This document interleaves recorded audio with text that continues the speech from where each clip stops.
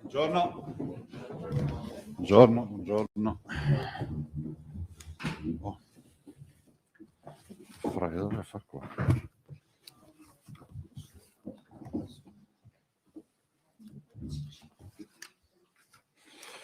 Sì, buongiorno a tutti. Assessore Lanzarin, dottoressa Russo, che è qui oggi per dare anche un'informazione rispetto ad AstraZeneca e lo stato dell'arte della vicenda AstraZeneca in Veneto. Io nella prima parte vi parlo ovviamente del bollettino come al solito e poi due informazioni secondo me importanti relative alla riunione che si è tenuta tutto il mattino con il governo. Allora, i test sono questi, 3.430.000 di rapidi e di molecolari 4.182.000. In totale 7.612.649.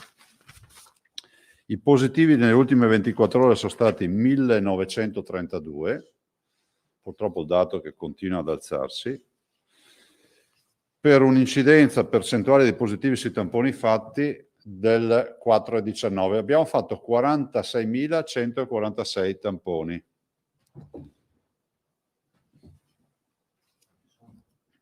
Scusi. 1932. 1932 positivi, 46.146 tamponi, 4,19. Numero di positivi 350.045. Numero dei positivi ad oggi, invece, quelli presenti oggi, prima erano i totali, sono 32.550 positivi in Veneto.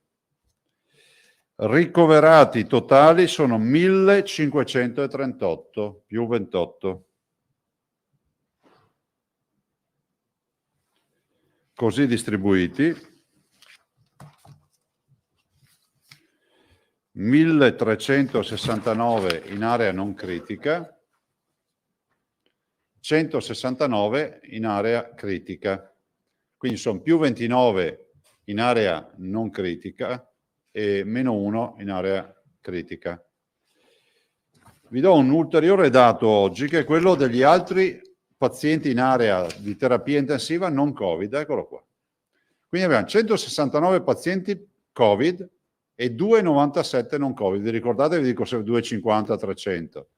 Cioè vuol dire che sostanzialmente abbiamo 366 pazienti in terapia intensiva in questo momento in ospedale. Ho fatto il conto a memoria, dovrebbe essere giusto. 3,66 ho fatto io. Ah sì, scusate, 400, sì, perché è 2,97. Sì, perché io lo vedo da dietro il numero. Sì, grazie, 4,66. Totale dei deceduti 10.074 più 29. I dimessi ad oggi sono 16.696. Ci abbiamo curato una città. Di quelle anche, insomma, popolose. Allora, 2 o 3 brevi considerazioni. Allora, è innegabile che il contagio stia crescendo. Non è che ci divertiamo a venire qua, noi saremmo tutti più felici a venire qua a dire che sta calando e che finalmente torneremo tutti alla nostra attività. Considerate che noi è da un anno che seguiamo solo questa partita. Potrà sembrare, assieme a voi, potrà sembrare a qualcuno stucchevole, ma è una partita che seguiamo per evitare di mandare al collasso gli ospedali, perché io voglio ripeterlo questo, e che in modo tale che non accada che qualcuno non possa, che qualcuno non trovi le porte aperte dell'ospedale, perché gli ospedali se sono collassati e finisce che non serve essere Covid per non essere curati. Allora, la situazione italiana la sapete meglio di me, stamattina fra l'altro il professor Brusaferro ne ha parlato, è una situazione di un R-Conti di 1,16 a livello nazionale. Noi abbiamo, il nostro dato dovrebbe essere 1,28, per cui, come vi dicevo, sul filo del rasoio attendiamo la comunicazione ufficiale, ma sembra di capire che ci siano un bel po' di regioni che passano al rosso, e quindi è prudente aspettare e capire. Considerate che la situazione è che, per dare una dimensione, l'R-Conti sopra 1 comincia a diventare problematico per la gestione di quello che sarà il futuro dei contagi. L'R-Conti sotto 1 viene considerato dagli epidemiologi una situazione, diciamo, di più coerente gestione. Considerate che per 7 settimane la situazione in Italia è sempre peggiorata. Anche quando noi calavamo, ve lo ricordo, lo ricordava anche il professor Brusaferro, altri già iniziavano a galoppare verso il contagio. Le terapie intensive in questo momento in Italia hanno superato la soglia del 30%. E questo significa che è un ulteriore elemento di preoccupazione, perché mi ero segnato da qualche parte, le terapie intensive, se vi interessa, in questo momento coinvolgono in Italia 2.859 pazienti, è il dato di ieri. Abbiamo oltre 25.000 nuovi casi, 25.673 e 373 deceduti. 373 deceduti in Italia. Ecco, la percentuale di positivi sui tamponi in Italia ieri era del 7%, 6,9%. Allora, con tutte queste considerazioni, considerate che in una settimana l'Italia è passata da 41.800 nuovi casi a 56.000 nuovi casi. La preoccupazione è per la variante inglese, che ormai diventa sostanzialmente totalitaria. Già il Veneto dice di avere oltre il 70% di variante inglese.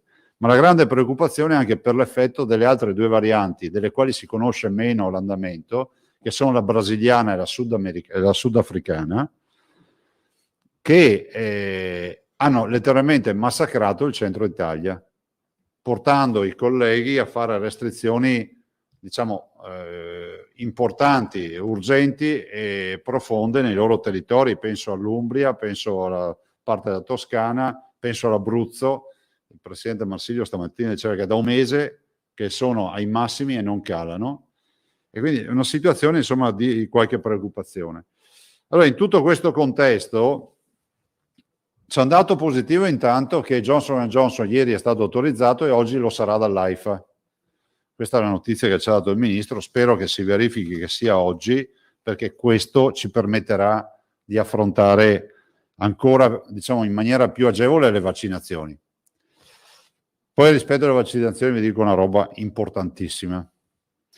La situazione la conoscete, quella del Veneto è una situazione oggi definiamola, vi ho detto, un R-Conti 1,28, sei sul filo del rasoio, vedremo i calcoli, diciamo, nazionali, però rischiamo di essere nel contingente che, fra l'altro, da quello che ci è stato detto, dovrebbe essere anche nutrito di regioni che passano addirittura al rosso, alcune anche dal giallo al rosso direttamente.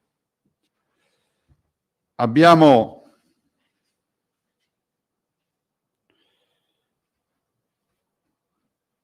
la percentuale delle terapie intensive ricoveri al 14%, considerate che la soglia è il 30%, e dell'area non critica al 17%. Questo per dirvi l'incidenza è di 194,4 su 100.000 abitanti. Sapete che la soglia è 2,50. Allora, in tutto questo contesto è chiaro che noi abbiamo un campanello d'allarme che si è acceso, un warning che si è acceso. È pur vero che in questa fase non abbiamo quella pressione ospedaliera che ci fa dire non ce la facciamo più, però è altrettanto vero che 170 pazienti Covid in terapia intensiva ce li abbiamo e 1532, se non ricordo male il dato, sono il totale dei ricoverati. Come vi ho detto ieri, la grande preoccupazione è quella di non ripartire con una curva forte di crescita da una base di 1.500 invece che di 0. Fin qua ci siamo. Cosa ho detto oggi al governo? Ho detto alcune cose che preferisco dirle in viva voce anche a voi piuttosto che leggiate agenzie magari date da qualcuno, da qualche manina maldestra, perché ogni tanto vedo dichiarazioni che non ho fatto. Non sto parlando male delle agenzie, sto parlando di qualcuno che le riferisce magari, no? In queste riunioni. Va preso atto della situazione, è preso atto che la situazione è una situazione problematica che possiamo risolvere e dobbiamo venire fuori velocemente. Ho posto delle questioni, intanto che non c'è più il clima di marzo, questo l'abbiamo detto tante volte. Ma perché dico questo? Perché non è che possiamo accollare colpe ai cittadini. Dobbiamo capire che i cittadini sono stremati da un anno di restrizioni, di problemi economici. Ho ricordato che il Veneto ha perso 60.000 posti di lavoro. Ma non parliamo solo di chi la sta pagando dura, come in generale le imprese che hanno diminuzione dei loro traffici commerciali piuttosto che dati dalla chiusura delle frontiere, piuttosto che del loro business. Non parliamo solo di bar e ristoranti che hanno avuto anche loro una punizione oltre misura, ma parlo anche delle tante imprese che non hanno più aperto. Pensate alle palestre piuttosto che al mondo del divertimento, gli spettacoli viaggianti. Insomma, c'è una pletora di attività che non ha più visto luce. Allora, per questo ho chiesto che ai cittadini si faccia una comunicazione istituzionale che dia anche una prospettiva. Cioè, parlare, siccome l'argomento è il decreto legge che stanno discutendo in questi minuti al governo, parlare di un nuovo decreto legge, ma che si dica in prospettiva, si inizia qui, si finisce lì e fine. Io capisco che nessuno ha la sfera della verità, però è pur vero, ho detto oggi, che noi dobbiamo dare comunque una prospettiva di programmazione a tutti. Vi ricordo che la proposta del governo, adesso vedremo cosa ne uscirà, è una proposta di sostanzialmente utilizzare il modello di dicembre, di portare in zona rossa, cioè può fare zona rossa nei giorni festivi, cioè il periodo diciamo preso in considerazione è 15 marzo 6 aprile. Ripeto, stiamo parlando di notizie che ormai frammentariamente sono più o meno uscite. Stiamo parlando di giorni rossi come il 3, il 4, il 5 o il 6 aprile, adesso non ricordo più, insomma Pasqua, Pasquetta rossi, e il resto di ipotesi di estendere a tutta Italia la zona arancione. Ovviamente chi è in rosso è già in rosso, non è che gli fanno il downgrade e lo rimettono in arancione. Ho chiesto però che davanti a queste misure, e questo ve lo dico con forza, davanti a zone rosse si parla innanzitutto di chiusura di tutte le scuole di ordine e grado, dai 0 in su.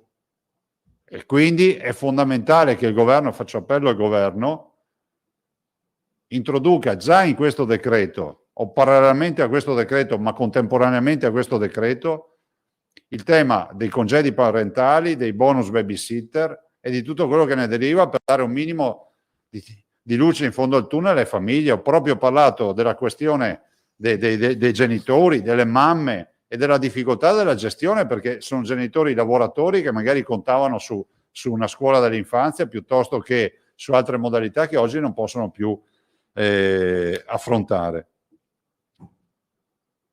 Abbiamo chiesto che i sostegni ci siano, c'è stata rassicurazione rispetto alle nostre imprese, la vogliamo vedere materiale sta rassicurazione, non è che possiamo dire arriveranno. Considerate che paghiamo lo scotto di un DPCM di fine anno che poi per varie crisi in andata e ritorno di governo non ha più dato vita a dei ristori importanti, e quindi noi dobbiamo recuperare tutta una filiera di ristori e di indennizi. Ho chiesto poi che ci siano ovviamente misure automatiche, perché è inutile, e che ci sia la possibilità di introdurre, ma questo l'ho chiesto già la seconda volta che lo chiedo, che ci sia uno speaker ufficiale delle istituzioni che rappresenti la posizione scientifica. Ci mancherebbe, tutti hanno il diritto di dire quello che pensano, però il cittadino deve dire la voce ufficiale, condivisa o non condivisa, istituzionale è questa. Poi ognuno può dire la sua, ci mancherebbe, la libertà è il bello della democrazia.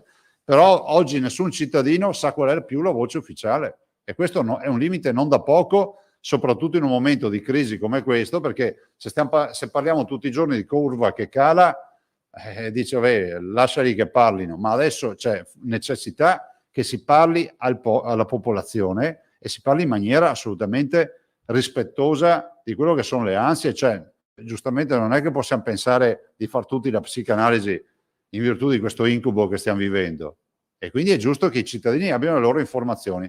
Ultimo esempio è quello di AstraZeneca. Noi abbiamo oggi presso i punti di vaccinazione grandi preoccupazioni, grandi perplessità, per questo ho voluto che la dottoressa Russo, che dirà quello che sa lei, non l'ho neanche chiesto, darà informazioni rispetto a questo. Però vorrei rassicurare i cittadini su un fatto.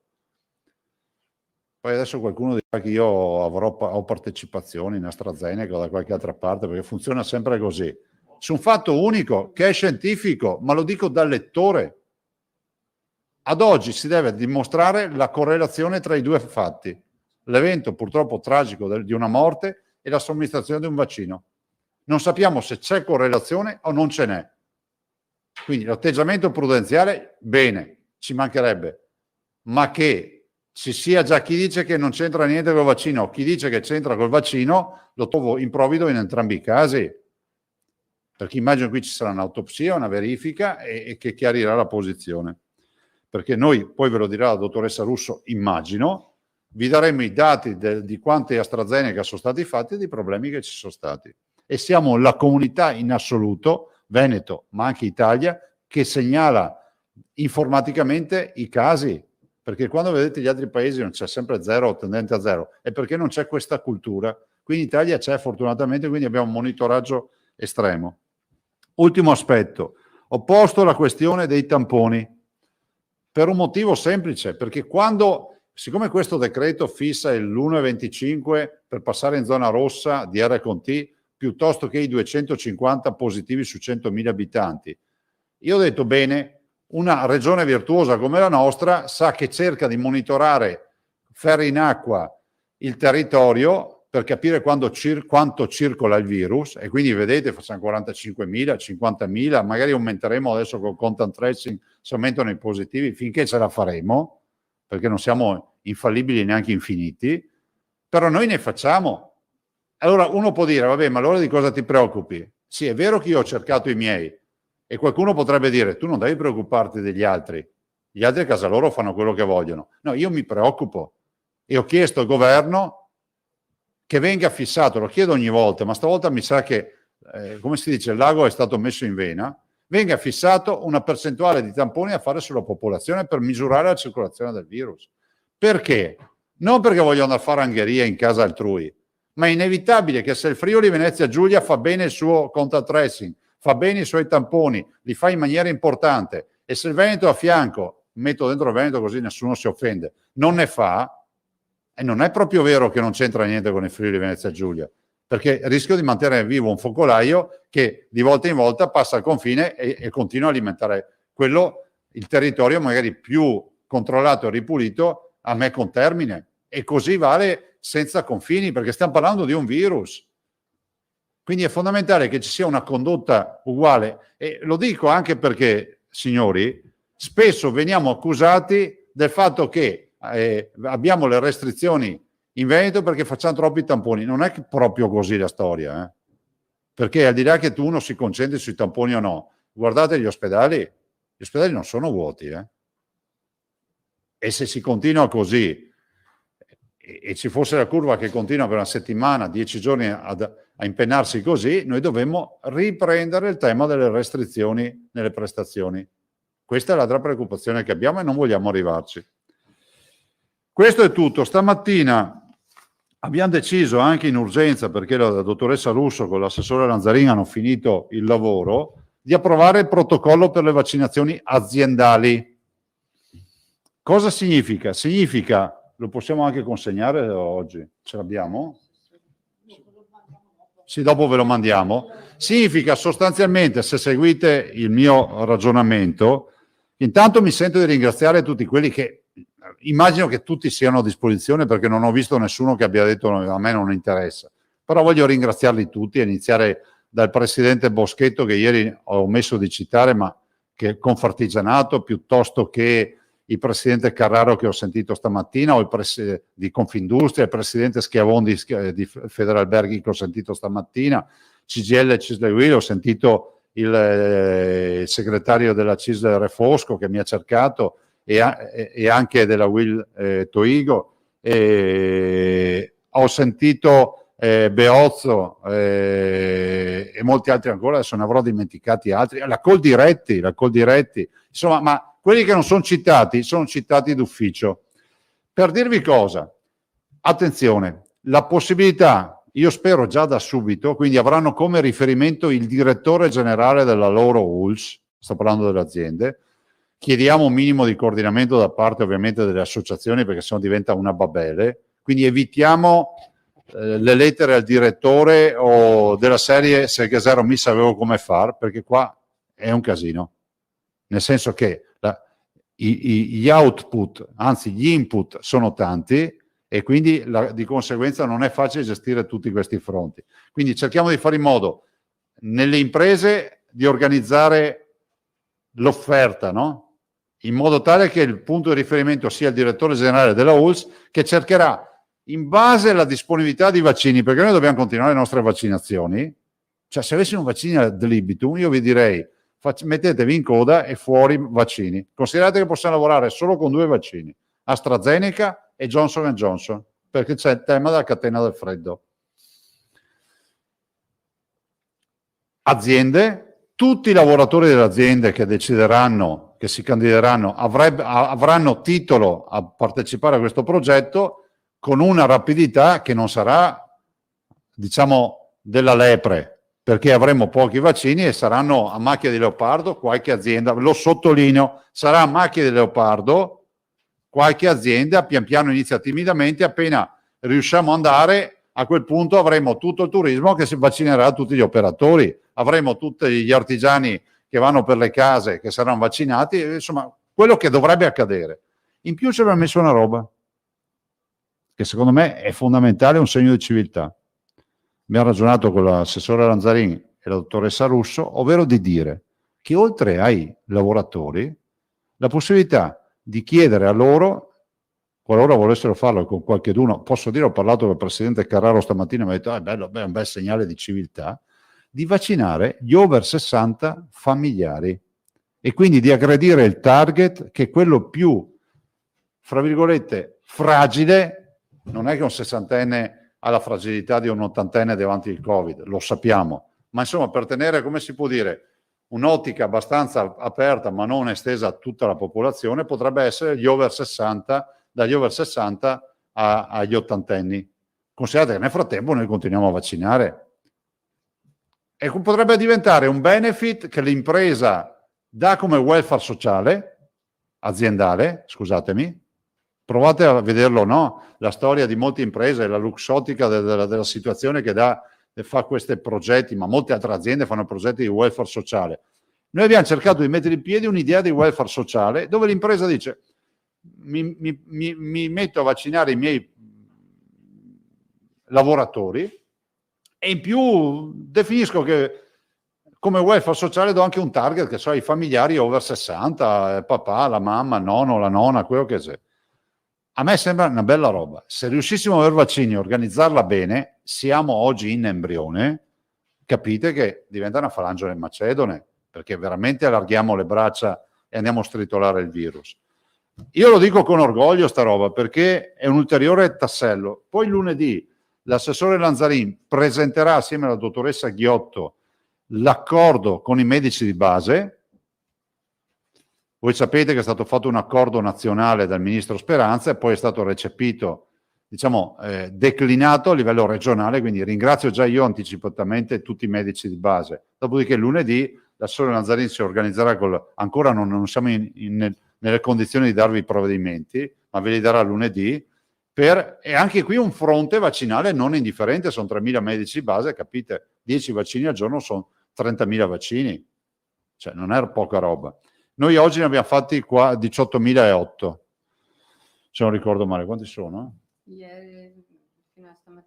Prima di oggi, fino a ieri 18.054, Ecco, una media di 18.000. Siamo sui 20.000, considerate che anche stanotte ci siamo sentiti, abbiamo veramente stanotte. Adesso sono stati arruolati nuovi ingegneri gestionali, arruolati che abbiamo, ma abbiamo cercato di fare un team ancora più performante, mettersi dentro il metodo lean management, quindi mettersi dentro anche un'organizzazione molto industriale, cercando di budgetizzare ancora di più con un'ottica anche di tempi e metodi, senza considerare delle macchine e le persone. Però dobbiamo, capite, davanti a una mole così, uno può capire se tra un vaccino e l'altro può andare a fumarsi la sigaretta, può andare a mangiare un panino, o ci sono dei tempi, cioè l'anamnesi. Capisco che è tutto un tema che per noi è delicatissimo, ma minimo di standard per capire quanti ne riusciamo a fare bisogna che lo mettiamo in piedi. E quindi anche con gli ingegneri gestionali e i clinici adesso stiamo cercando di portare fuori anche questo. Passo la parola per le domande e poi io lascio all'assessore e alla dottoressa Russo. Facciamo un veloce giro. Allora si era prenotato Filippo Tosato, poi Moscati, Bonnet e Marchiori e Vanzani. Buongiorno. Buongiorno. Due questioni. Prego. Una di immediata attualità che riguarda appunto la riclassificazione, e in attesa della decisione del Ministero della Salute, insomma del governo. Pare di capire che il rosso sia molto probabile, perché se il dato è questo, insomma, se il dato è 1 e sul filo e di 28, insomma, siamo. Ecco, magari se vuole ricapitolare a chi ci ascolta le eventuali conseguenze del rosso come informazione, questa è la prima cosa, e anche l'eventuale durata. Ecco. La seconda cosa riguarda non tanto la questione dei vaccini AstraZeneca, su cui la direttrice poi ci informerà, ma in generale la questione vaccinale. Io mi scuso se mi ripeto, ma io continuo a intravedere un abisso tra gli annunci, le promesse del governo e a cascata delle regioni e la realtà. A me sembra che la campagna vaccinale organizzata, o meglio modulata dall'Unione Europea finora, sia assolutamente deludente, e non capisco francamente, sempre a cascata, quando e dove arriveranno tutti questi vaccini, nel senso che ad esempio il protocollo aziendale, il protocollo per le vaccinazioni aziendali, su quanti vaccini conterà, almeno in partenza? Perché altrimenti rischiamo così di restare a livello di pio desiderio. La questione del welfare sociale, cioè quelle aziende che sono invitate a vaccinare i familiari over 60, dove li trovano questi vaccini? Cioè noi glieli diamo. Glieli date voi? Sì, i vaccini li diamo tutti noi. Ecco, allora c'è un budget vaccinale previsto per le vaccinazioni aziendali? Ecco, queste sono le domande. Due domande, velocissimamente. La seconda, non c'è un budget aziendale perché non abbiamo oggi, diciamo, quantità tali per cui possiamo partire dicendo ragazzi saranno 100.000 a settimana. Aggiungo anche che io vi ho anche detto prima, all'inizio non aspettiamoci fuoco, non aspettiamoci fuochi di artificio, ci sarà più che altro qualche polemica e dice perché lui ha potuto avere 200 dosi e tutti gli altri no. Però noi abbiamo l'obbligo della programmazione di preparare la culla per il neonato. Se è vero che arriveranno vaccini alla volta di aprile, maggio, in maniera importante, capite che abbiamo già una macchina messa in piedi pronta per recepire la distribuzione di questi vaccini. Noi oggi abbiamo 58 centri vaccinali, fanno circa 20.000 tamponi vaccini al giorno. Capite che più ampliamo lo spettro e la rete, il network di vaccinazioni, meglio è. Quindi voglio essere chiaro, non vi sto dicendo che da lunedì mattina tutti i lavoratori vanno in fabbrica, trovano uno con la siringa pronta. Sto dicendo che stiamo preparando la culla per il neonato. Ma a me hanno insegnato che si prepara prima del parto, no? Perché se uno arriva a casa col boccia, dopo non sa dove metterlo. C'è la culla, c'è il lettino, tutte le robette, una cameretta del colore sia un maschio o una femmina, come si faceva una volta, e sono le solite robe, no? Azzurro, rosa. Noi stiamo semplicemente preparando i presupposti per calare. Considerate che noi non abbiamo, ad esempio, dimensione di quanti saranno i Johnson & Johnson.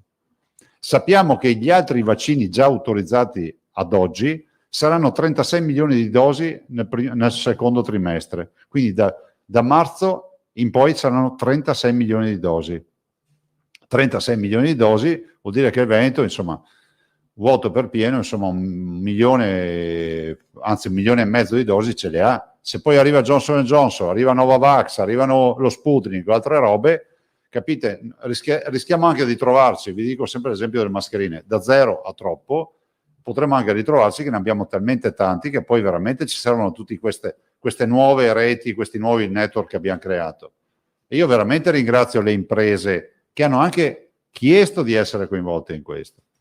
Cioè, quando io stamattina ho parlato con il presidente Schiavon di Federalberghi, dice per noi il sogno sarebbe poter vaccinare tutti i nostri operatori, e capite che se vaccini glieli portiamo e poi si organizzano.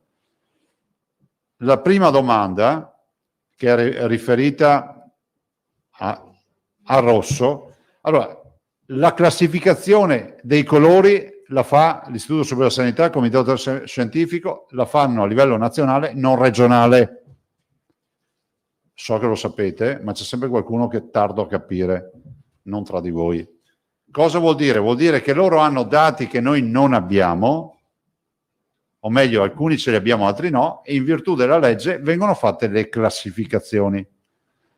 Se passiamo in rosso, siamo sul filo di lana, è verosimile che accada, le voci che girano sono di tante regioni che passano in rosso, peraltro, addirittura giravoce anche di regioni dal giallo che passeranno al rosso, a un paio di regioni si dice, evito di citarvele che poi non vorrei far figuracce. Alla luce di questo, qual è la ricaduta? Quanto durerà?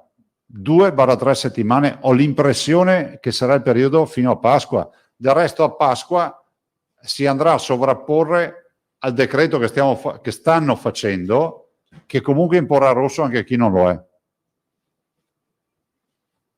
Quindi oggi siamo il 13, se non sbaglio, 12, oggi siamo venerdì 12, considerate che il decreto legge che stanno scrivendo entra in vigore il 15, se è vero quello che si legge potrebbe estendere l'arancione, se è vero, ma comunque introduce il rosso nelle festività. Cosa accade? Accade che sono chiusi i negozi, chiusi i bar e ristoranti, io ve lo dico macro, non è che ricordo tutte le misure, è previsto l'asporto, sono chiusi i confini comunali, chiusi, cioè diciamo il limite di circolazione del confine comunale e confine regionale, però voglio ricordare che è previsto che si possa circolare nei territori per motivi di salute, di lavoro, perché le attività sono aperte, le attività produttive, insomma i posti di lavoro sono aperti tranne quelli in dado o i negozi, e estrema necessità, e poi c'è le scuole, chiuse tutte le scuole, c'è la legge nazionale, dice chiuse tutte le scuole. Qua potrei aprire un convegno su sta storia, no? Mi faccio sempre una domanda tutti i giorni, mattina, mezzogiorno e sera, ma se avessimo magari adottato il modello che suggerivamo noi di essere più prudenti sulle scuole, forse oggi potremmo dire di aver chiuso, che avremmo chiuso di meno rispetto a quello che stiamo facendo adesso, no? Era una tragedia farla DAD alle superiori, adesso penso che sia una catastrofe pensare che da 0 in su sia tutto chiuso. In questo paese se ne è fatta una questione ideologica. Io non voglio dire che quello che sta accadendo è per colpa della scuola, ma gli scienziati dicono che certo la scuola è stata, come si può dire, è stata un luogo di circolazione del virus, ma lo dicono in tutto il mondo, basta leggere le riviste scientifiche, non è una novità. Tanto è vero che autorevoli scienziati, anche quelli che magari non la pensano come noi, anche qui in Italia, hanno sempre detto attenzione alle scuole. Ne potrei citare una fila di quelli che sono intervenuti sulle scuole. Basta, poi bisogna essere più precisi, immagino che a livello nazionale poi faranno uscire nei media per vostro tramite le tabelle con le restrizioni. Certo è che non è una passeggiata, non è un lockdown, questo lo dobbiamo dire, cioè il lockdown è un'altra roba, vuol dire tutto chiuso, lockdown, no? Lucchetto giù, tutto chiuso, ed è quello che abbiamo fatto a marzo. L'Italia dopo marzo non ha fatto altri lockdown. La Germania è il suo terzo lockdown, la Gran Bretagna è il terzo lockdown, altri paesi sono ancora in lockdown, tipo il Portogallo, da 2 mesi. Insomma, la situazione è abbastanza variegata, però insomma l'obiettivo è quello di vaccinare, se no non ne veniva fuori. Se Filippo ha finito, tocca a Moscati. Sì, buongiorno, Buongiorno. Presidente. In realtà questo è peggio di un lockdown, perché chiaramente le persone che devono recarsi al lavoro, noi abbiamo detto non succederà mai, c'era stato detto, di nuovo di sapere il venerdì un ristorante per il sabato che sarà chiuso. Parte lunedì, signore. Sì, appunto, ma per i ristoranti è una cosa, ma le famiglie... Cioè, cosa vuole che le dica? È No, una roba nazionale.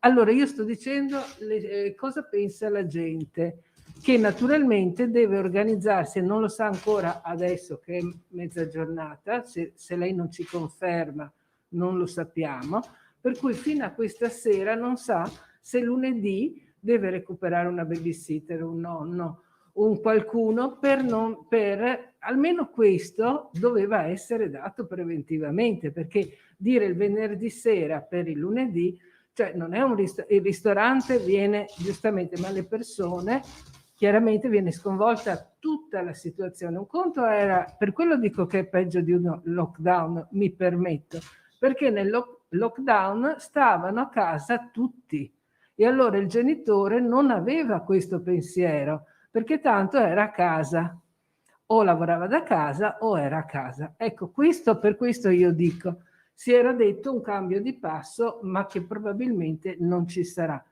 Naturalmente, cosa si può chiedere? Si può chiedere semplicemente quanto durerà, perché se a un certo punto uno dice 3 settimane, cioè veramente sconvolge la vita delle persone. Cioè non è la Pasqua che tanto ormai Natale, come abbiamo superato il Natale, uno supera anche la Pasqua. Cioè qui si tratta veramente di sconvolgere la vita delle persone. Condivido. L'epidemia Sì, Cioè. no, ma allora c'è anche un discorso da fare. Però scusate, perdonatemi, è colpa mia perché io chiacchiero tanto quando rispondo e ho anche poco tempo. Fatemi le domande. Sì, no, la domanda era, c'è allora qualche, siccome adesso si sta parlando tanto di protocolli per le cure a domicilio. Ci ha fatto la premessa su un'altra roba e fa domanda su un'altra. Sì, no, perché era a caldo, perché scusa... Ho capito, ma non è che potete venirmi a dire il vostro pensiero. È l'unica volta fatemi che le io mi domande. dilungo, Sì, ho capito. Guarda, io mi sembra che siccome sì, sono paziente, tanto. No, mi sono solo permesso di dire, se no dura un'ora e mezza. Mi dica. Allora, siccome ci sono un sacco di persone che mi chiedono, allora siamo rossi, almeno saperlo adesso, questa era... E questo dipende da Roma, non siamo noi a decidere. Non lo sappiamo, Okay. Perfetto, e questa era la prima. E condividiamo questo problema. Esatto. Tanto è vero che abbiamo chiesto di saperlo il lunedì per quello successivo. Ecco. La seconda è le terapie domiciliari. Sì. Forse saprà che ci sono parecchi gruppi formati da medici vaccinati che stanno curando attraverso dei gruppi social, ci sono vari gruppi social di medici che curano. Ovviamente che cosa fanno? Non l'attesa vigile, ma bensì dando delle cure concrete. Sì. In Veneto non è prevista l'attesa vigile, quindi non è un problema. Perfetto. Allora, qualcosa si sta cercando di fare più a livello istituzionale per queste cure domiciliari, visto e considerato che ognuno poi fa il fai da te, insomma, alla fine c'è un fai da te. Ma guardi, facciamo una roba di questo genere. Intanto c'è da dire una cosa, inviteremo la dottoressa Scroccaro, che è l'esperta della farmaceutica regionale, e magari assieme alla dottoressa Ghiotto potrà venire anche uno dei prossimi giorni. Però dobbiamo chiarire una cosa fondamentale, che se guardate me e l'assessore, ma anche la dottoressa, noi non è che possiamo imporre l'utilizzo di protocolli ai medici, i medici ci rispondono, i medici siamo noi. Tanto è vero che noi, proprio per rispetto, abbiamo tolto la vigile attesa, cioè i primi 2 giorni, 48 ore, 24, nei quali ci sono dei sintomi, nel protocollo AIFA c'era scritto fermo, tachipirina, faccio un esempio, noi diciamo no, via la vigile attesa, se il medico decide di intervenire perché conosce, cioè, lo fa in autonomia. Sull'idrossiclorochina la posizione del Veneto è stata utilizzata, era off-label, con la firma del consenso informato. La posizione di qualcun altro che si vende come grande novità dell'idrossiclorochina è prima fai l'elettrocardiogramma. Però io capisco che i social pubblicano, ecco le cure domiciliari, sì, ma se poi vai a vedere che l'idrossiclorochina in alcune regioni la somministrano con l'elettrocardiogramma preventivo, da noi addirittura si firma il consenso e il medico può farlo. Però non voglio neanche entrare su queste cose. È giusto che il cittadino sia informato, è giusto che tutti i medici, anche quelli che pensano avere la cura miracolosa, la possano fare e si confrontino, ma non deve passare l'idea che sia noi a vietare agli altri di utilizzare i farmaci, perché non è così. Mi perdoni, non è così. Non è che basta dire Zaia deve autorizzare, ma autorizzare cosa? Ci sono le leggi e noi quello che autorizziamo è quello che ci firmano i dirigenti in funzione di quello che è previsto. E non si può ridurre a burocrati che fa morire a casa i cittadini, perché non è così. A me spiace, e quindi è giusto che venga la dottoressa Scroccaro. Se volete invitiamo anche il professor Palù, vi parla di cure domiciliari, così sentite la posizione ufficiale di chi si occupa di queste robe, di certo non la nostra che conta 0. Prego. Allora tocca a Ilaria Marchiori. Marco, prima o dopo ti tocca. Vuoi Prego, fare- buongiorno. Non è un problema. Sì, buongiorno Presidente. Allora, ho 2 questioni abbastanza importanti da sottoporle. Prego. La prima, in merito alle notizie sulla presenza e anche sull'utilizzo di questo lotto incriminato di Lo AstraZeneca. fa la dottoressa Russo dopo. La chiedo a lei perché Sì, l'ho detto all'inizio. però questo forse riguarda anche, io provo a porla, poi Prego. eventualmente decidete voi quando rispondere. Sto parlando della provincia di Vicenza, perché ieri è successo che a precisa domanda della redazione vicentina di Rete Veneta è stato risposto dall'ufficio stampa dell'azienda Berica che le ULSS 7 e 8 non avevano questo lotto. Poi però, quindi questa notizia è stata data. Poi però nel corso della serata invece è risultato che ne fossero state inoculate. Quindi la mia domanda è: perché non è stata data un'informazione corretta su questo? Chi l'ha data non la conosceva e quindi la risposta non Ma avrà un nome e cognome di chi ha dato questa Sì, informazione? sì, abbiamo tutto. Chi è? Naturalmente. Gliela dico magari in separato. No, ma stiamo scherzando? Allora, è stato l'ufficio stampa che è stato contattato dalla redazione vicentina dell'ULSS 7 Berica. Bene. anche Chiederemo tu- all'ufficio stampa che fonte ha avuto per dire sta roba qua.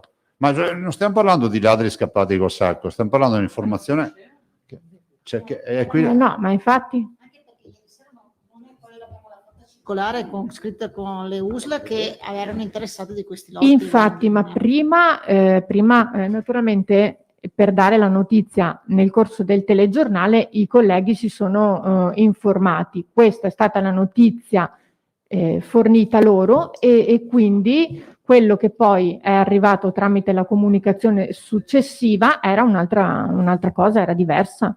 Per cui si sono trovati a dare inizialmente un'informazione che non era quella, perché avevano verificato con i canali opportuni. Dov'è che dobbiamo arrivare?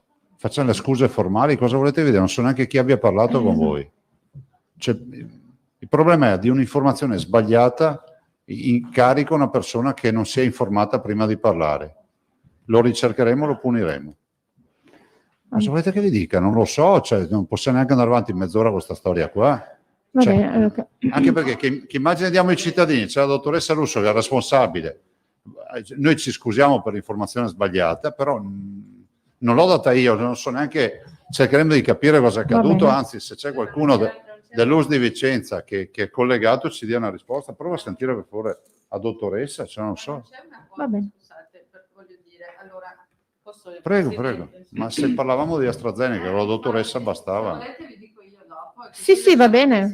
No, no, ma risponda a questo punto, perché anche i cittadini che ascoltano non perdono Allora, ieri pomeriggio noi siamo stati informati del comunicato di AIFA di bloccare l'utilizzo in via precauzionale, sottolineo, di questo lotto. Sì. Allora, fino a quel momento tutto il vaccino di AstraZeneca, qualsiasi lotto, era distribuito a tutte le US.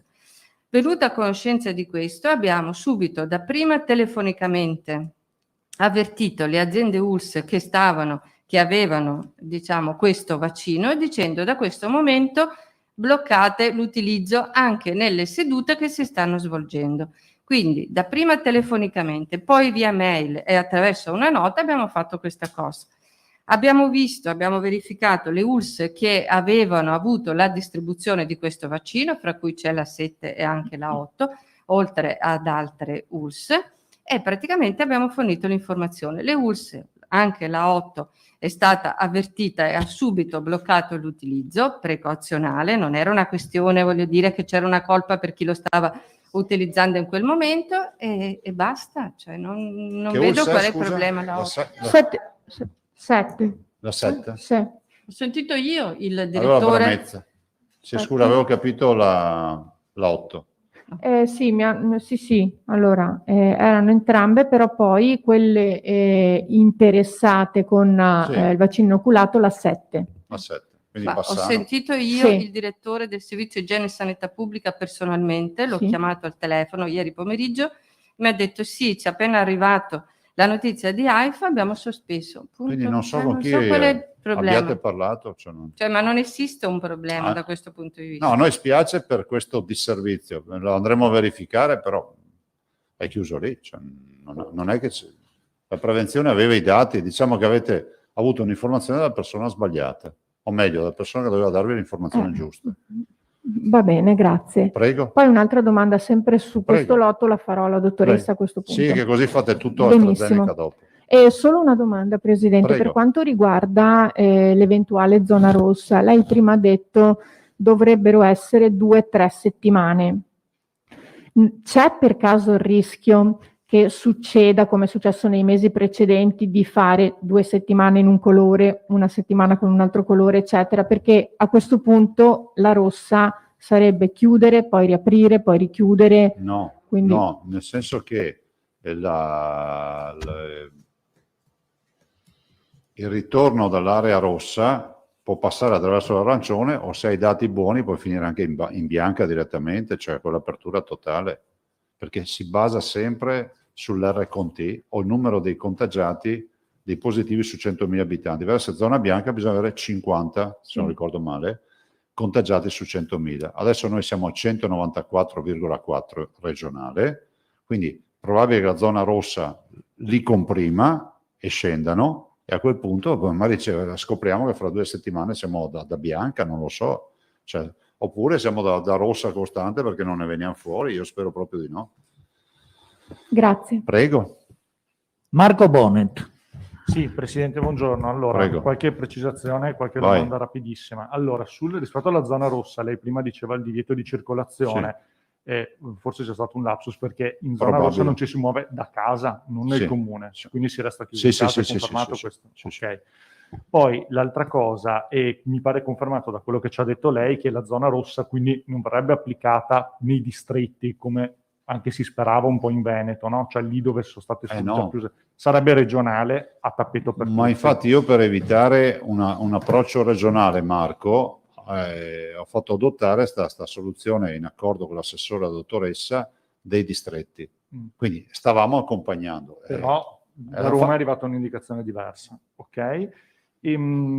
Altra cosa, rispetto ai parametri, quindi nonostante questo sovrapporsi di parametri diversi, però il governo per le zone continua a fare riferimento solo all'RT. Sì, sì, RT Quindi- o 2,50 troverete nel decreto, proprio scritto. Quindi il fatto che noi abbiamo l'incidenza, i ricoveri bassi non ci mette al No. riparo, ok?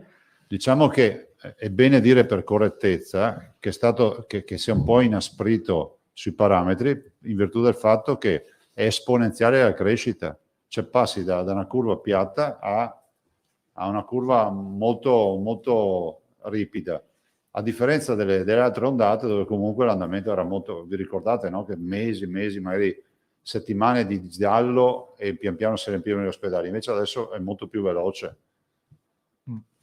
Ok, poi una domanda politica. Lei ritiene che questo nuovo governo abbia segnato la discontinuità sperata nella gestione della pandemia? Beh, guarda, c'è stato un dato importante, secondo me ne abbiamo parlato anche stamattina, che è quello sulla scuola, nel senso che si è introdotto l'automatismo sulla scuola, che non è roba da poco. Vi ricordo che fino a prima la scuola era, diciamo, lasciata all'arbitrio dei governatori che decidevano in base ai pareri se chiudere e aprire. Adesso la scuola fai 2,50 o se va in rosso si chiude e via.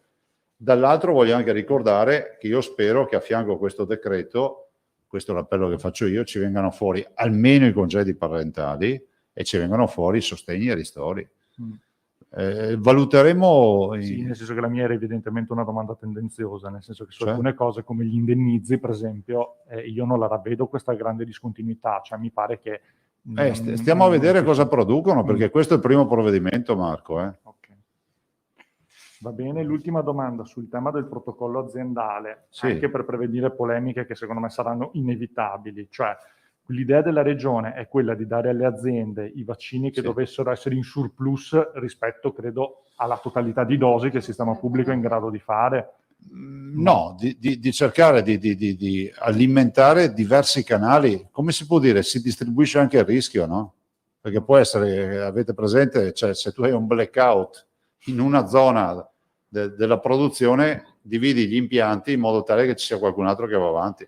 E non temete che questa cosa possa ingenerare, per esempio, se c'è un ritardo, faccio un esempio, sugli over 65, qualcuno potrebbe dire, ma hanno dato i vaccini alla tal azienda e noi non ci vaccinano. Ok, tutto si può dire, però alla fine la contabilità è che facciamo vaccini.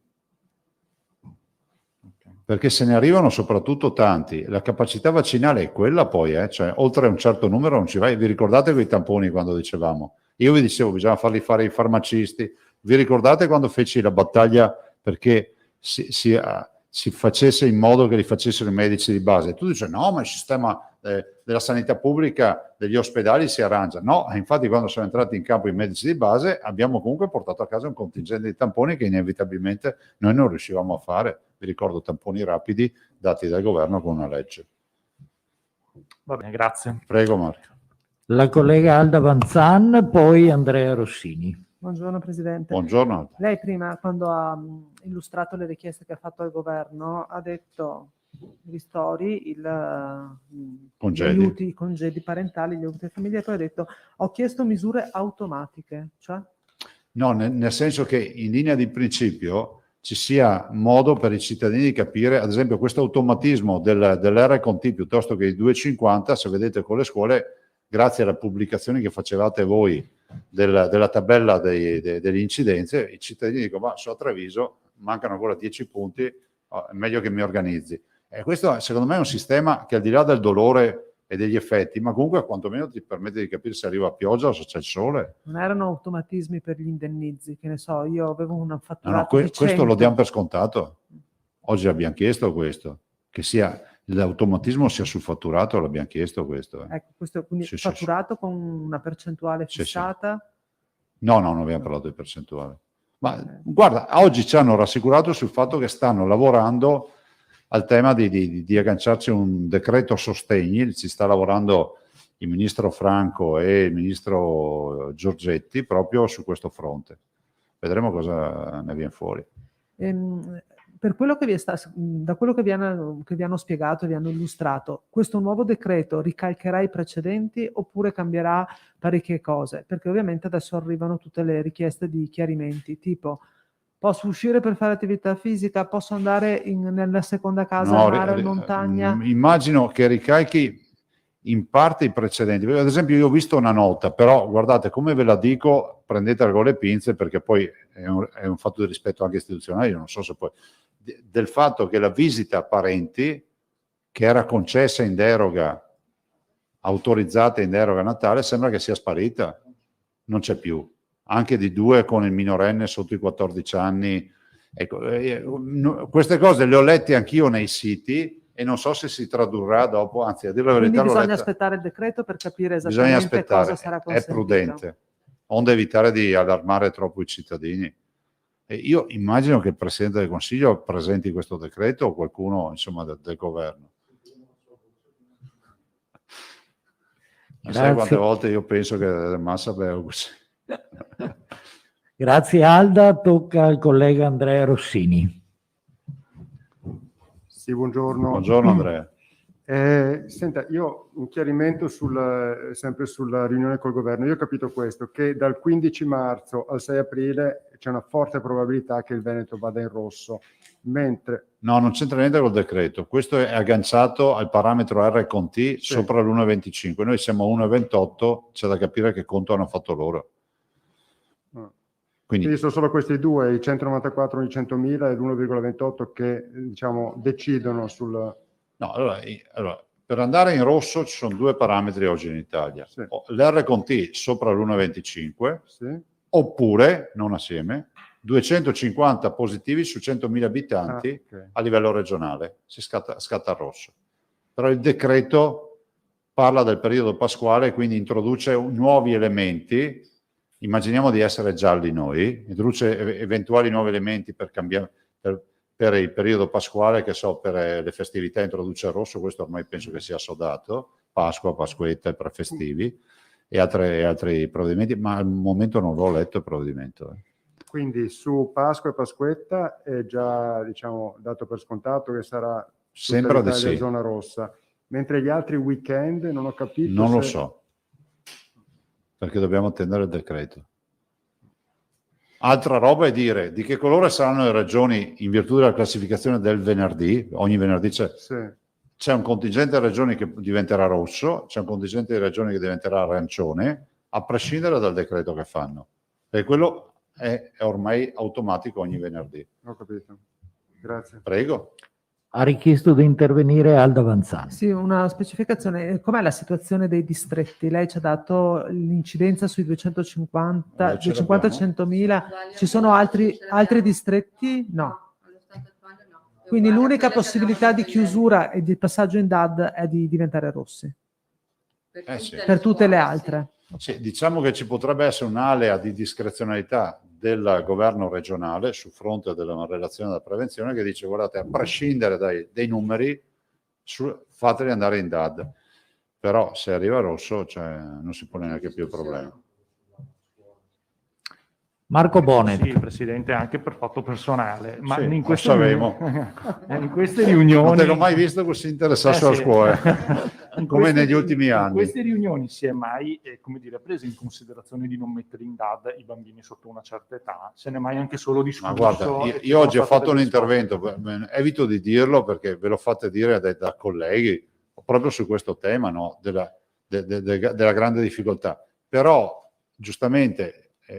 chi si occupa dell'aspetto scientifico, parlo di Istituto Superiore di Sanità, parlo del CTS, dicono si chiude la zona in rosso, si chiude tutto. Sì. A parte che c'è un decreto, ma viene da un parere del Comitato Tecnico Scientifico, cioè non dipende da noi. Per questo io ho detto che forse se avessimo chiuso prima, è lo stesso CTS che un mese e mezzo fa ha detto che a scuola non era un problema, oggi chiudiamo tutto. Però lei ha detto che potrebbe esserci una decisione della direzione prevenzione nel caso in cui restassimo arancioni. Sì, probabile. Noi possiamo sempre decidere di chiudere la scuola, ma c'è scritto che bisogna avere, dopo aver attuato tutte le misure ed avere valide motivazioni. Siamo in queste condizioni? No, in questo momento no. No, perché abbiamo scelto di distrettualizzare l'incidenza, che è una novità che ha applicato solo il Veneto, proprio per essere più... Quindi in sintesi le scuole che già sapevano che sarebbero state in DAD resteranno in DAD, se diventiamo rossi chiude tutto e ciao. Vanno tutte, quelle che possono per i bimbi delle elementari, non so a che livello riescano a garantire la DAD. Filippo Tosato. Sì, Ancora. solo una segnalazione. Avete sentore di mascherine che hanno un marchio ingannevole, ovvero... Sì, ce ne ha parlato Fois ieri di Antenna 3 e stiamo facendo una ricerca. Sì. Non medical, c'è scritto. Sì, appunto, sono mascherine che avrebbero questo marchio CE, che però starebbe per China Export. Allora, l'assessore... E non sarebbe una norma, sembra, pare, forse. Non lo so, tant'è vero che ieri sera abbiamo chiesto al dottor Flor di verificare con l'azienda Zero e se ce ne sono in giro per gli ospedali. No. Però capite, anche a noi hanno mandato delle foto, adesso verifichiamo. E comunque è una roba seria, va verificata fino in fondo. Ho scritto anche ieri sera forse. Per noi chiudiamo a orari... No, è finito Designated Survivor, è chiuso. No, adesso sarebbe Lupin, che sarebbe interessante. Non ci ha detto chi erano gli interlocutori di governo stamattina? Sì, c'era il ministro Speranza e il ministro Gelmini. C'era il professor Brusaferro, Silvio Brusaferro, c'era il professor Locatelli e poi forse ho visto anche il professor Ippolito, perché le mascherine a volte non si fa fatica. C'erano tutti i presidenti c'erano tutti e basta, abbiamo parlato un po' tutti. E ovviamente c'era il presidente dell'ANCI e il presidente dell'UPI, quindi delle province e dei comuni. Passo la parola. Un attimo, sì, manca scusami, Ilaria Marchiori. Sì, no, Presidente, scusi, lei ha detto che ha chiesto al governo di intervenire con congedi parentali, bonus, eccetera, per aiutare le famiglie. Questo intervento dovrebbe essere immediato con l'entrata in vigore della zona rossa, giusto? Io auspico che sia addirittura in maniera innovativa inserito anche nel decreto. Grazie. Perché voi sapete che gli aspetti finanziari sono sempre scesi dal punto di vista del provvedimento legislativo da quelli sanitari. Ma anche questa mattina abbiamo detto, anzi ho detto, se riusciamo a sovrapporli almeno uno legge zona rossa, chiusura scuole, congedo parentale, quindi l'azienda ha comunque la possibilità di dare il congedo parentale. Grazie. Prego. Penso che Filippo che ha fatto adesso 4 domande sufficienti. E passare la parola a dottoressa Russo. Grazie, buongiorno e buon grazie lavoro. Presidente. Francesca, se ti puoi accomodare al centro. Prego, dottoressa Francesca Russo, Direzione Prevenzione. Buongiorno a tutti. Allora, sul tema AstraZeneca, sapete come insomma che c'è questo ritiro precauzionale di questo lotto legato ad accertamenti collegati a delle reazioni correlate da un punto di vista temporale con l'utilizzo di questo vaccino. Allora, per quanto riguarda il Veneto, di questo lotto ne avevamo diciamo 20.000 dosi, di cui 17.000, anzi 20.500, di cui 17.276 sono state somministrate praticamente nell'ultimo da febbraio. 17.000. 17.276 sono state praticamente somministrate. Allora ne abbiamo altre 3.000 che naturalmente sono bloccate in magazzino e ieri si è interrotta la somministrazione di questo vaccino. In totale praticamente di AstraZeneca ne sono state somministrate 48.000. Di questo lotto sì, perché degli altri naturalmente sta continuando. Abbiamo 4 lotti di AstraZeneca. Non avete capito? No, Riepilogo, scusate, ho fatto confusione. Allora, il vaccino AstraZeneca in Veneto, finora, fino a poco fa, alle 10:30, ne abbiamo somministrato AstraZeneca in generale 48.500 dosi. Tutto di AstraZeneca, tutto AstraZeneca. Di questo lotto, fino a quando non è arrivato il blocco, il divieto cautelativo precauzionale da parte di AIFA ne avevamo somministrate 17.000. Sì, sì. Quindi ne sono state fermate circa 3.000. 3.000. Poi magari vediamo la tabellina così vedete anche le cifre inferiori. Questo ne avevamo 20.000, poco più di 20.000 di questo lotto in totale, 17.000 utilizzate. Allora, io naturalmente credo che la cosa più importante sia capire se delle dosi di AstraZeneca che sono somministrate e sono state somministrate in Veneto, ci sono state delle reazioni importanti.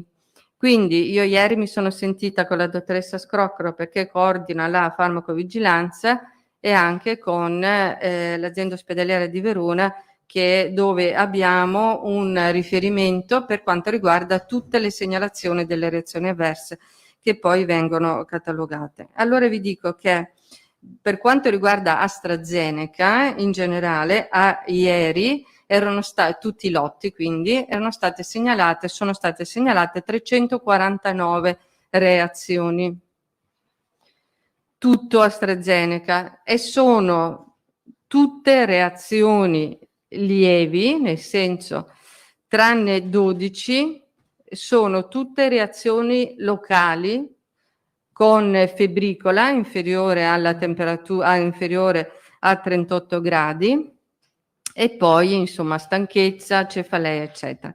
Ne abbiamo solo 12 che invece sono reazioni più importanti con febbre alta, cefalea e sintomi sistemici, quindi che possono essere dolori articolari che si accompagnano a febbre, che si accompagnano a cefalea, quindi delle sindromi, diciamo delle reazioni sistemiche più complesse. Di queste 12, 2, quindi 10 di questo tipo di sintomatologia e 2 invece delle reazioni allergiche, non gravi, tutte risolte.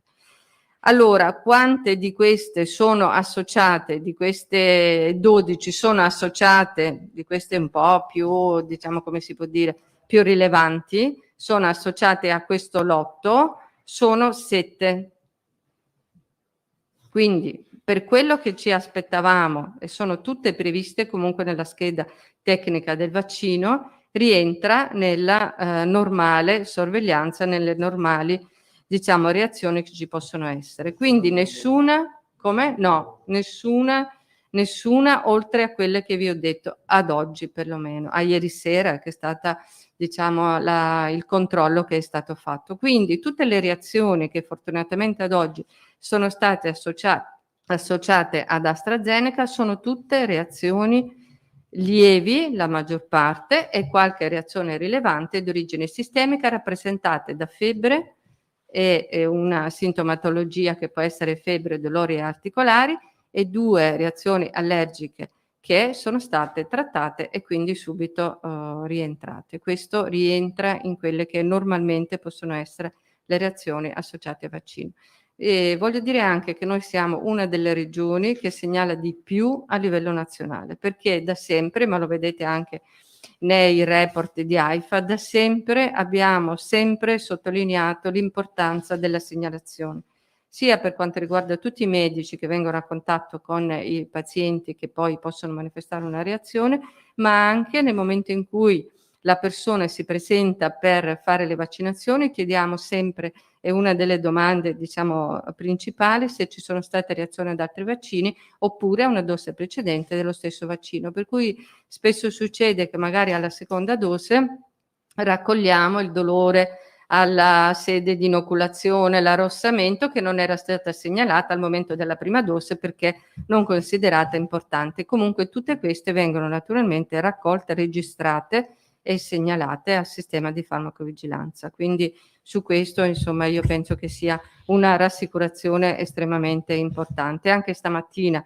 tutte le nostre sedi vaccinali, tutti gli altri lotti, anche di AstraZeneca, vengono ad essere utilizzati e voglio dire una cosa che è estremamente importante, che come si può dire, la segnalazione e anche il blocco di un lotto o di un vaccino è indicativo di un fatto che c'è un sistema che funziona e che è molto sensibile, perché la segnalazione serve a rafforzare quella che è la sicurezza di un prodotto che ha un utilizzo così ampio, che si rivolge a numeri altissimi nell'ambito della popolazione. Quindi non deve essere interpretato come un fattore negativo, certamente se non si verifica è meglio, ma è sempre importante individuare e leggere una sospensione precauzionale come un'alta attenzione sulla sicurezza associata all'inoculazione di un vaccino o di un farmaco su tante fasce di popolazione. Quindi va letta in questo modo. Se adesso verrà esclusa la correlazione che al momento è solo temporale, naturalmente, insomma, saremo tutti più tranquilli. Altrimenti questo lotto verrà valutato, ma credo che sia già in itinere anche questo, per valutare se ci sono magari degli elementi che non erano previsti e che sono andati un qualcosa che non ha funzionato nella catena di produzione di quel lotto. Quindi queste sono tutte le analisi che normalmente devono essere condotte. Quindi più alta è la sensibilità alla segnalazione, più alta è la tranquillità che dobbiamo avere sul fatto che andiamo ad inoculare un prodotto che è sicuro e che ci deve fare stare tranquilli.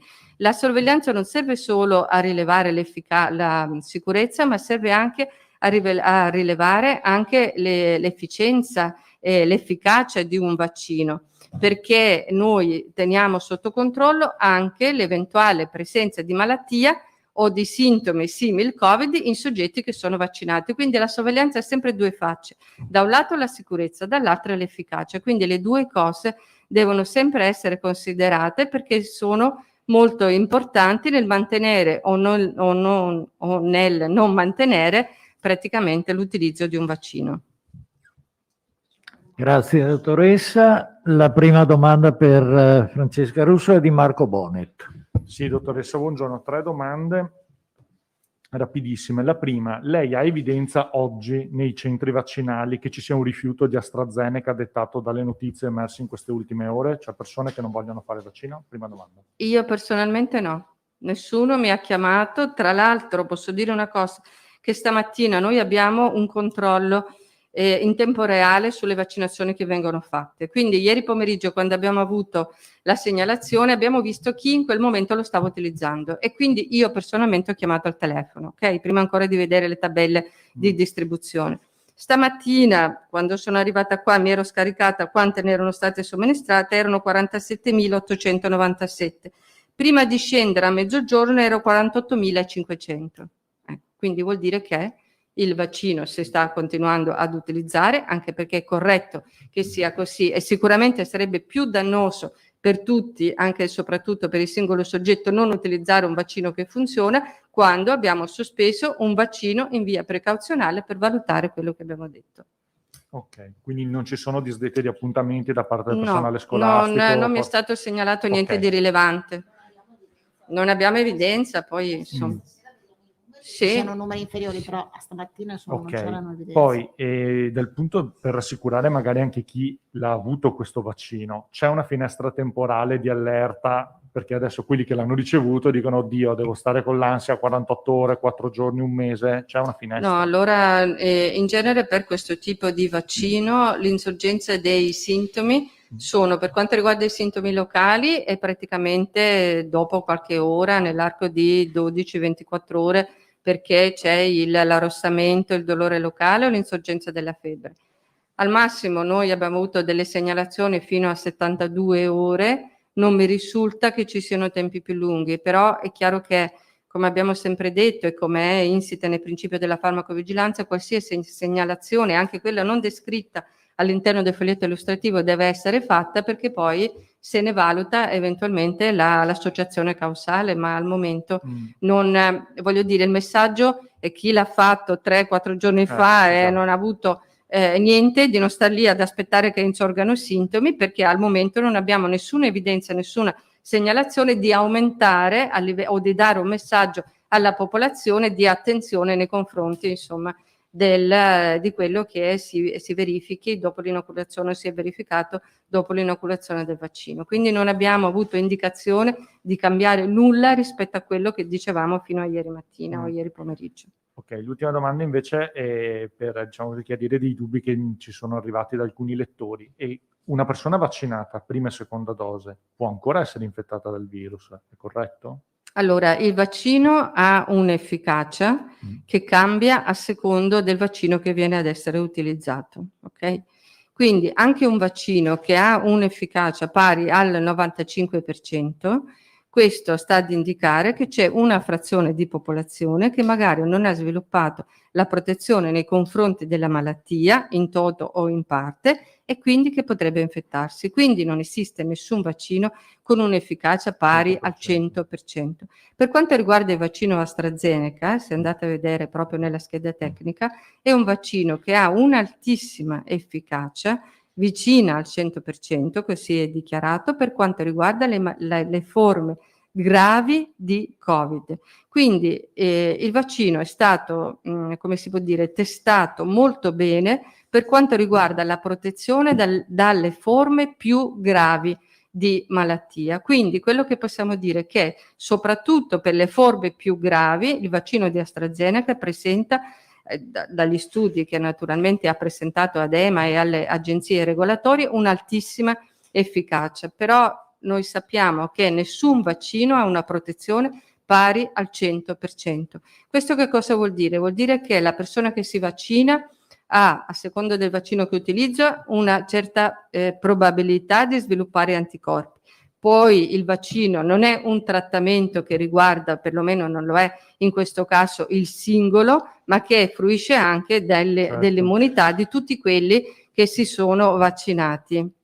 E quindi la vaccinazione di gruppo, la vaccinazione di comunità, l'immunità di gregge famosa di cui parliamo, in che cosa consiste? Nel fatto che se siamo in un contesto in cui la maggior parte delle persone si sono vaccinate, naturalmente la circolazione del virus si blocca e quindi noi siamo protetti per la nostra e anche per l'immunità che ci viene data dal fatto che si sono vaccinati gli altri. Va bene, grazie.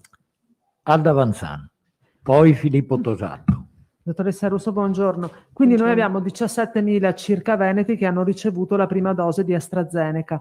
Di quell'otto. Di quell'otto, certo, del lotto incriminato. Quelle persone sanno di rientrare in quel gruppo? Cioè quando viene consegnato il certificato, non so se venga consegnato un certificato vaccinale. Sì, viene consegnato, ma non mi risulta che ci sia il numero del lotto. È chiaro che ognuno di noi che va a fare il vaccino, nel momento in cui è scritto Francesca Russo, vaccino AstraZeneca, lotto numero, e quindi è sempre tutto tracciato. Ma lo sapete voi, non lo sa l'interessato? Non mi pare che ci sia nel certificato il lotto, c'è, non mi ricordo. Certificato? Beh. C'è, ecco, e allora No, vedi, a c'è me anche il lotto. risulta che sia specificato perché ci hanno mandato. E quindi perfetto, non mi ricordavo neanche. Avete in mente di fare, non so, un numero verde, un FAQ sul sito? Non c'è motivo, allo stato attuale non c'è motivo. Perché il ritiro è precauzionale, legato a degli effetti collaterali specifici che si stanno valutando. Se ci dovessero essere delle evidenze, è chiaro che avremo indicazioni differenti. Invece, indipendentemente da questo lotto incriminato, i medici di base con i quali la Regione ha firmato l'accordo cominceranno a breve, speriamo, a vaccinare. Gli over 80 però sono esclusi dai medici di base, perché i medici di base vaccineranno con i farmaci senza la catena del freddo, quindi non Pfizer e non Moderna. Per il domicilio, siccome loro avranno anche una parte dei pazienti anche over 80 a domicilio, chiaramente ci sarà fornito Pfizer o Moderna. Quindi l'over 80 Sì, comunque non avrà certo. AstraZeneca, anche se sarà fatto dal medico? Sì. E come fa a risolvere il problema della catena del freddo? Si dovranno organizzare, nel senso che loro faranno un calendario in cui sanno che in quella giornata riescono a fare 3, 4, insomma, come si organizzeranno, però è chiaro che siccome loro si occuperanno di una parte dei pazienti fragili o comunque in assistenza domiciliare anche over 80, quelli vanno vaccinati con Moderna o con Pfizer. Filippo Tosato e poi Ilaria Marchiori. Sì, proprio insomma, un'indicazione sintetica e chiara alle persone che hanno ricevuto i vaccini provenienti da questo lotto. Attenzione ai sintomi e... No, non c'è una indicazione particolare, è l'indicazione che diamo a tutti i soggetti che si vaccinano con qualsiasi vaccino. Se hanno un qualsiasi sintomo che è rappresentato anche dalla febbre a 37,5 o al dolore al braccio, praticamente, o l'arrossamento, quello che è, se insomma è una cosa persistente e ritengono di segnalarla, lo segnalano, ma non succede niente, anche perché da quello che è successo ieri pomeriggio a quello che sapevamo il giorno prima, per noi non è cambiato nulla. Non abbiamo nessuna indicazione da dare. Abbiamo sospeso l'utilizzo di un lotto di vaccino perché si sta valutando se c'è una correlazione rispetto a degli eventi avversi gravi che si sono verificati su alcuni soggetti. Quindi è un ritiro precauzionale per fare in modo di avere la possibilità, il tempo di valutarne l'associazione causale. Ok, grazie. Tocca a Ilaria Marchiori. Così, purtroppo mi rilaccio alle domande della collega Vanzanna e Tosato, perché ci è arrivata una segnalazione di una persona che ha fatto il vaccino con lotto incriminato lunedì e da lunedì continua ad avere febbre. Lei ha chiamato il medico di base che però non le ha saputo dare alcuna indicazione e alla luce di questa notizia ovviamente si è spaventata. Allora chiedeva se per esempio, però in parte ha già risposto, ma comunque concludo la domanda, era previsto un sistema informativo come la Regione Campania che ha mandato un SMS con tutte le indicazioni su come comportarsi a chi era stato vaccinato con quel lotto. Per cui chiedevano se... Ma noi allora non abbiamo nessuna... allora, tutti i soggetti che si vaccinano con qualsiasi vaccino, anche i bambini che le mamme che noi abbiamo portato al centro vaccinale per vaccinarsi, gli si dice se ha febbre prenda il paracetamolo e questa è l'indicazione. Se naturalmente la persona oltre alla febbre ha la cefalea o altri sintomi, il suo medico sa come trattare perché è un trattamento basato sui sintomi se è correlato al vaccino e non ad altre cause. Quindi l'indicazione che possiamo dare alle persone che hanno avuto la somministrazione di questo lotto è di segnalare quello che è successo, ma non è che corrono un pericolo allo stato attuale diverso rispetto alla somministrazione di altri vaccini. Qualsiasi evento che sia previsto o non previsto legato a questo lotto o ad altri lotti deve essere segnalato. Perciò è chiaro che l'indicazione che può dare un medico in questo caso, se ha avuto febbre dopo la somministrazione del vaccino, è di prendere un antipiretico per far diminuire la febbre. Se poi ci sono altri sintomi, è il medico che valuta se sono correlati al vaccino o non sono correlati al vaccino e fa la segnalazione. Tra l'altro c'è anche la possibilità di segnalare anche al centro vaccinale se uno vuole, perché noi stimoliamo sempre la segnalazione. Se si è verificata se c'è stata una qualche reazione che si intende segnalare. Se volete, questa è l'occasione per dire segnalate tutti gli eventi che si verificano dopo la somministrazione di qualsiasi, che sia AstraZeneca, che sia Moderna, che sia Pfizer, perché questo è molto importante, perché serve ad una regione, ad un sistema a valutare quella che è la sicurezza di un vaccino. Quindi assolutamente non abbiamo insomma altri messaggi allo stato attuale. Se poi ci arrivano altre cose vedremo. Ecco. Grazie. Allora, se non ci sono altre domande, ringraziamo tutti e